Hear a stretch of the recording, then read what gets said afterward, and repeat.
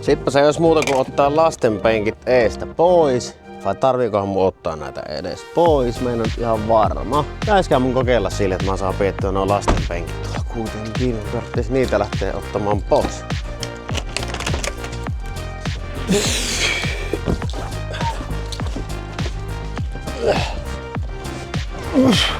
Mahtuuko tämä edestä? Mahtuu. Yes.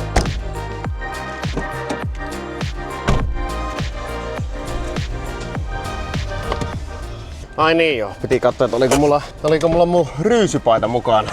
Jos joutuu auto alle kömpimään, niin oliko mulla täällä toi mun remppahuppari. On se tuolla, hyvä. Mut ei kai siinä, aloitellaan tää video silleen, että mä lähden ensimmäisenä käymään Motonetissä.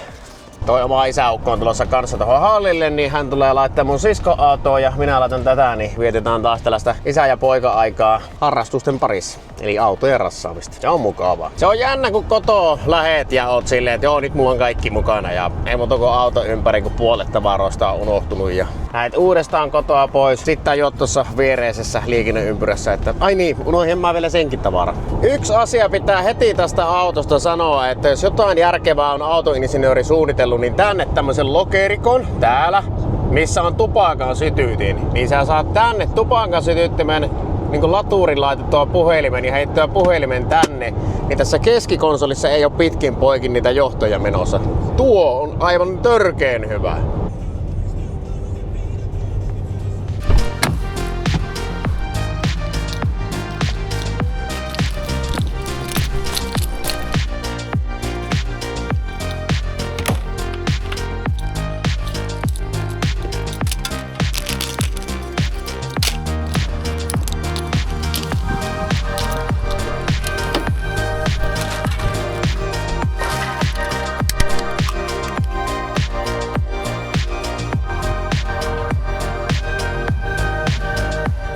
Lähdetään täältä ostoskassaja purkamaan.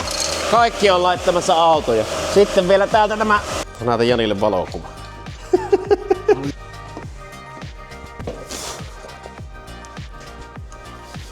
Pikkuveli on tuossa tosiaan kuuro, niin joutuu hänelle viittomaan. Kun hän ei kuule, niin hänen kanssaan keskustellaan viittomaan kielellä. Ostin vahaakin, kun mä ajattelin, että vois vahatakin tän auton, kun se on niin pinttynyttä toi paska, että ostin vähän kaikkea nyt, että sais laitettua niinku vähän... En tiedä, pitäisikö toi aloittaa melkein tosta kattohommasta. Mitä sieltä paljastuu? Jaa, pitääköhän mun hakea joku puukko. Mistä tämä laatikko oikein aukeaa?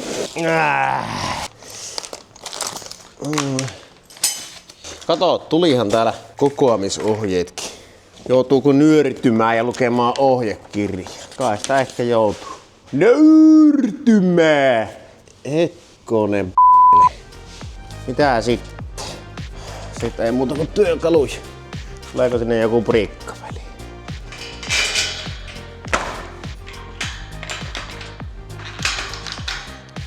Selvä!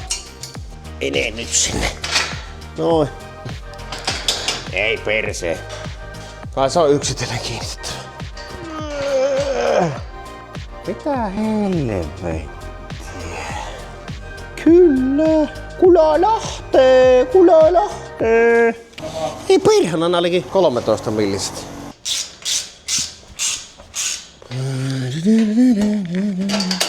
Tuolta. Pitääkö nostaa isän polvelle? Ihan vasemmalla kädellä osaa pyörittää. Se olisi kasassa. Katsotaan miten se sinne nousee.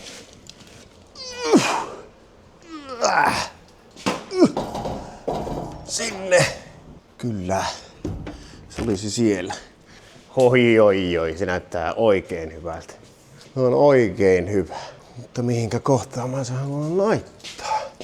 Hood rack eli kattoteline paikoillaan, mutta nyt täytyy vähän miettiä tätä kohtaa, että kuinka eteen ja taakse se laittaisi. No en tiedä, se on melkein aika hyvän näköinen tossa, missä se on nyt.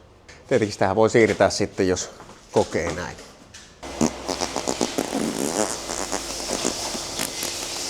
No ehkä se voisi olla hyvä noin.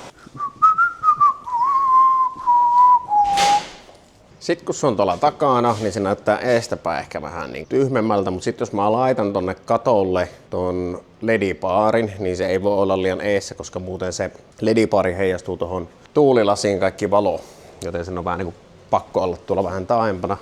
Sanopas mielipide. Pitääkö se olla taaempana vai eteenpänä ton telin?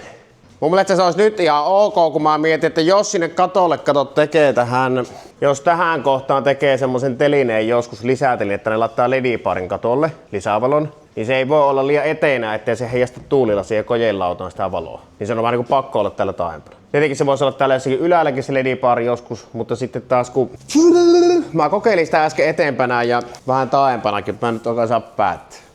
Mitäs työkaluja tässä? Ui, se menisi lähteä kävelemään.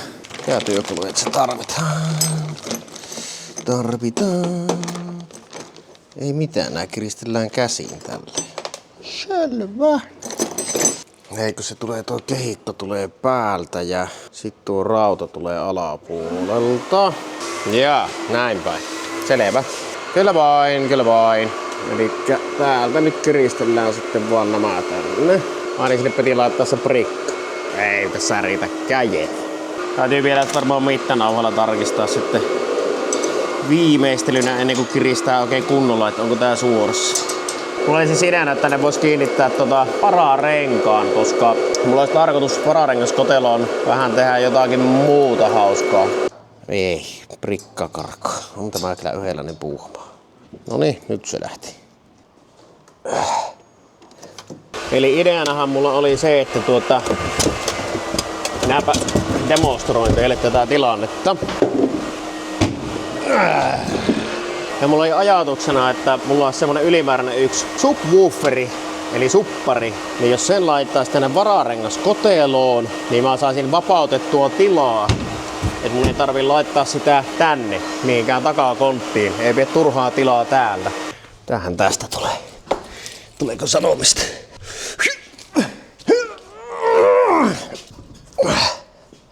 Sinne se menee. Olisi aika hyvää siellä ehkä. No ei se nyt pahalta varmaan näyttää siellä. Vararengas katolla niin kuin yleensä maastoautossa vähän niin kuin on. Eikö se on vähän sitä maastoauton henkeä haeta nyt? Niin. Täytyisi vaan miettiä se kiinnitys. Pitäisi olla jumalattoman iso prikka tai joku lattapalanen ja pitkä pultti. Ja jos sen keskeltä vaan laittaa kato kiinni, niin siinä pitäisi olla jumalaton pitkä semmonen. Mutta jos se laittaisi toiste päin, mutta mä mietin vasta, että jos niin sinne toiste päin sä laitat, sinne tulee kulvo, niin se on lunta täällä talvella ja niin sen takia se on vähän huono. En tiedä. Kyllähän se voisi olla ihan hyvä olla tuolla katolla. Ihan muista. Ehkä mä jätän sen sinne katolle. Onpa joku tarkoituskin tuolla kurilla. Joo. Siitä löytyy hyvä tämmönen rosterine. Tehdään tästä sellaiset 2 pyöreitä palikkaa ja reikä keskelle ja kierretangolla kiinni. No. Sieltä korvatulpat korpii. En ole muuten korvatulppia käyttänyt vuosia. Suojalaseja jossakin. Suojaus hoidettu, niin ei muuta kuin ruvetaan rälläköimään. Ruvetaan leikkaamaan pyöreitä muuta.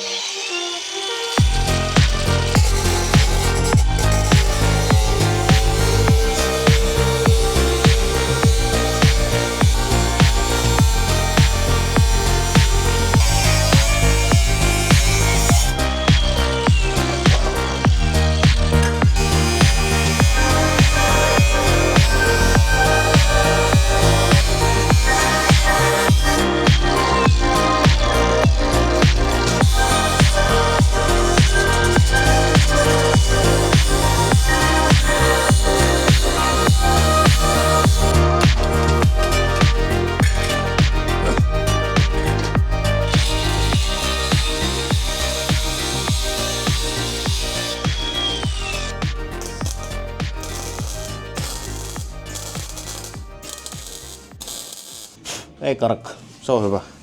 Sydän pomppas kurkkuun, kun se kamera oli siinä pöydällä ja se tippui. Mutta ei onneksi mennyt rikki. Oli lähellä. Anna, sydämeni anna, mun kanssasi kun katson maailmoin. Sitten vaan merkataan näihin suhkot keskelle merkit. Elää huu. Onko reikä oikein kokoinen? Reikällä pitää pikkusen vielä pyöristellä. Nyt vois olla. Tuolla lätkä ylös ja lätkä alas. Sitten katsotaan. Sehän näyttää jopa ihan niinku tiekkä fiksulta. Voisi sitä ehkä aavistuksen lyhentää. No rikki saisin koukos pähkinän. Rikki saisin koukos pähkinän. Mites vitsi mä nyt katon, että onko se tossa keskellä. Olisiko se tossa? Siihen vain. Mä rikki saisin koukos pähkinän. Minkä kokoinen mutteri tää oli? Tämä on aivan väärä. Ei se oo 15, niin tää on 17. Sitten pitää olla vaan työkalut mukana aina autossa. Pitää laittaa autoon, että saa vararenkaan katolta irti, jos tilanne sen vaatii. Tietenkin autossa olisi muutenkin hyvä aina olla työkaluja siltä varalta, jos remontti iskee.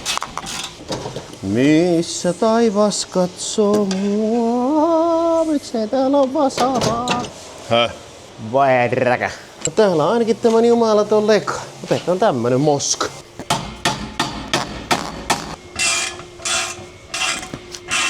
Oh, ei muuten liiku mihinkään.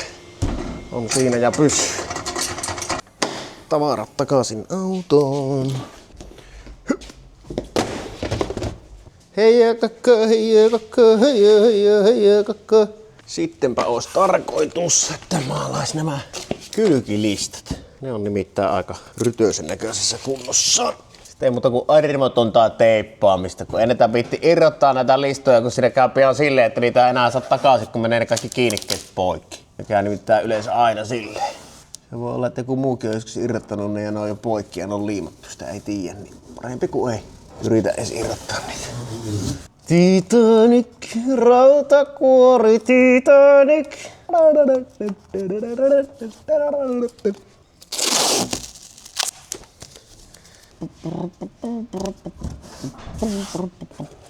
Sitten pieni putsaaminen ennen maalaamista. Ja toiselle puolelle sama homma. Mä oon ite tykännyt, että nämä kaikki muoviosat ja kaikki niinku autossa on semmoset niinku kiiltävän mustat ja siistit. Niin auto näyttää jotenkin paljon niinku arvokkaammalta ja niinku ehjemmältä ja hienommalta. Ai siellä on reikä jossakin vielä toinenkin. Sittenpä vielä sanomalehdellä suojaamista. Kunnon suojaaminen ei päästä harmita jälkikäteen. Ota kun kilpi pois. Pysy siellä. Niin. Ankara teippaamis- ja suojaamisoperaatio suoritettu. Myös takapuskurin tuo alaosa maalataan uudestaan ja täältäkin puolta kylykin nyt suojattu ja etupuskurinkin tuo kilven takuusosa on kanssa suojattu ja putsattu kaikki. Sitten ei muuta kuin maalauspuuhi. Läpinäkyvä muovipohjamaali.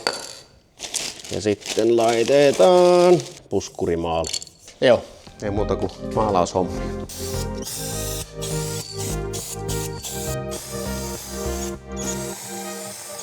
Sitten pitäisi odottaa 5 minuuttia.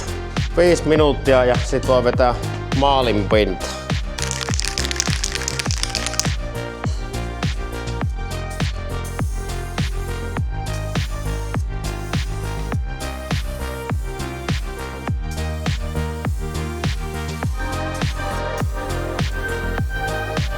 Sitten ei muuta kuin toinen kerras vielä maalia.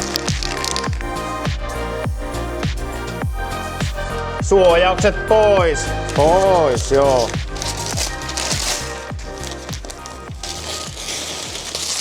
Kokeillaan, onko tällaisesta kromitahnasta mitään apua.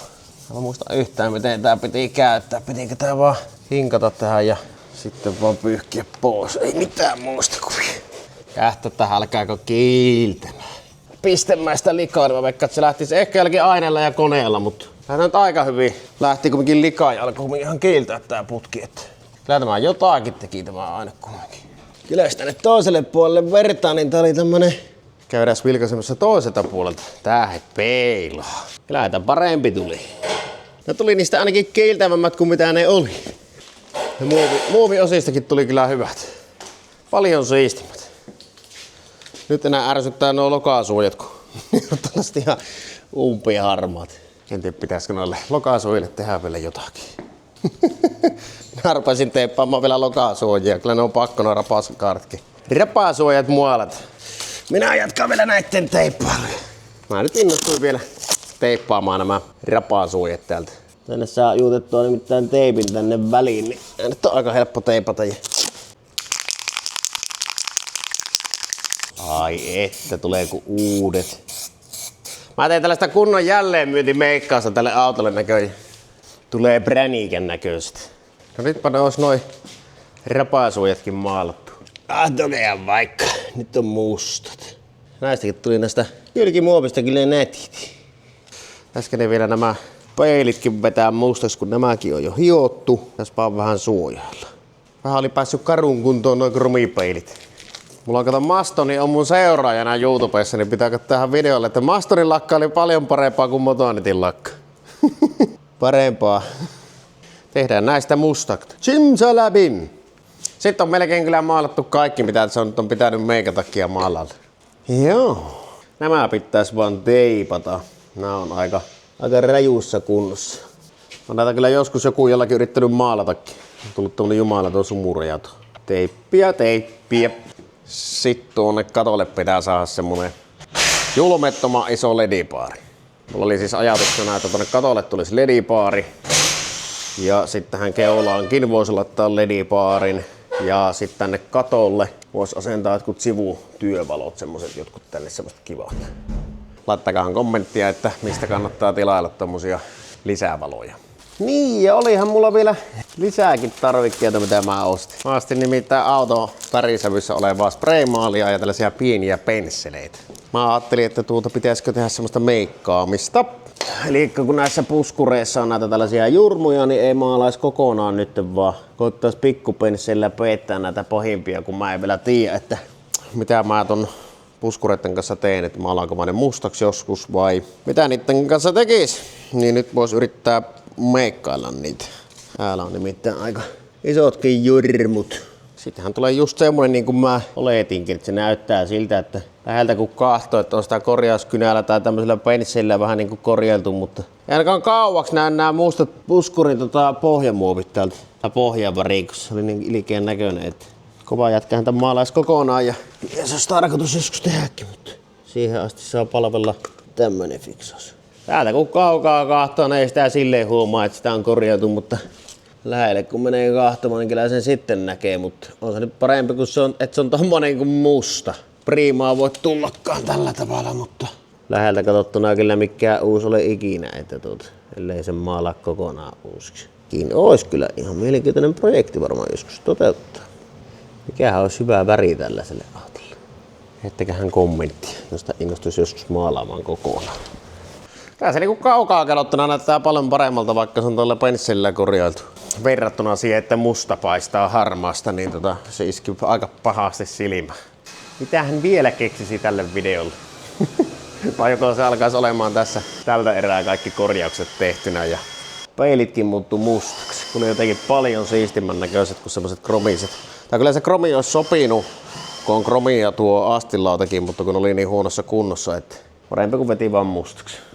Kello on kohta 1, eli perinteisesti yövuoroksihan se vähän niin kuin meni tämäkin remontti, niin kuin yleensä nämä autoremontit tuppaa aina menemään, mutta pakko sanoa, että olen hyvin tyytyväinen lopputulokseen, minkä näköinen tästä autosta tuli näillä kaikilla muokkauksilla. Niin katsotaan huomenna, kun on päivä, niin valosan aikaan, että millainen tästä autosta tuli. Olen ainakin itse hyvin tyytyväinen. Jatketaan videon parissa vielä sitten huomisen puolella. No niin, uusi päivä. Ja nyt voidaan päivän valossa katsoa vähän, että minkä näköinen siitä autosta nyt sitten tuli. Omaa silmää ainakin näyttää siltä, että ei se ainakaan huonontunut. Kyllä, siitä tuli oikein kivan näköinen. Elikkäs, siinä se nyt olisi koko komeudessaan.